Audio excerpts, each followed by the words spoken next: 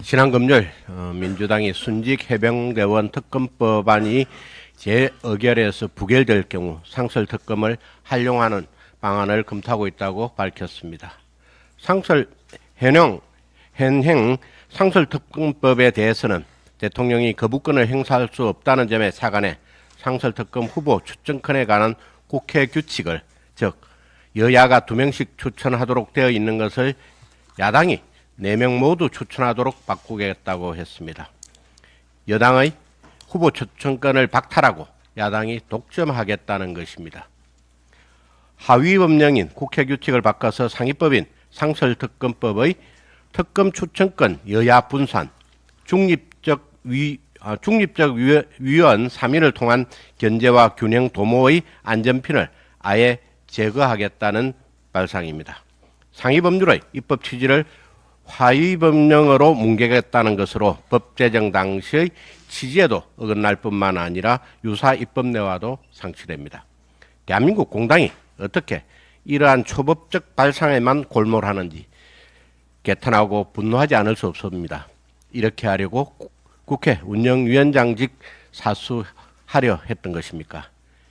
이런 꼼수를 부리는 의도는 너무나도 뻔합니다. 사실상 대통령의 특검 임명권을 입법 독재로 무력화시키겠다는 뜻이고, 기구 특검에 해당하는 공수처와 별도로 민주당 직속 공수처를 만들어 무소불위의 권력을 마음껏 휘두르겠다는 것입니다. 상설특검 추천규칙 개정을 통해 특정 교섭단체가 추천권을 독점할 수 있게 되면 특검의 발동 여부와 수사 대상, 특검 인선을 마음대로 결정할 수 있습니다. 이 경우 사건 쪼개기를 통해 다수의 특검을 발동할 수도 있고, 사건 가로채기, 자료 제출 요구를 통해 기존 수사기관, 즉 검찰, 경찰, 공수처 등에서 수사 중인 수사 재판을 방해할 수도 있습니다. 꽃다운 나이에 희생된 해병대원의 사망에 대한 진실 규명에는 관심이 없고, 특검법을 빌미로 헌정질서 파괴를 일삼겠다는 것으로 오직 이재명 대표 방탄이 그 목적입니다. 민주당의 무리수는 자충수 부메랑으로 돌아올 것임을 잊지 말아야 할 것입니다. 국민의힘은 거대 야당의 무소불위 입법 폭주를 끝까지 저지하겠습니다. 민주당이 해병대원 특검법 청문회 당시 정언을 거부한 이종섭 전 국방장관을 비롯한 6명을 고발하겠다고 합니다. 정당한 이유 없이 선서를 거부했다는 것인데, 민주당이 주장하는 그 법에는 선서와 정언을 거부할 수 있는 사유를 명확히 규정하고 있습니다.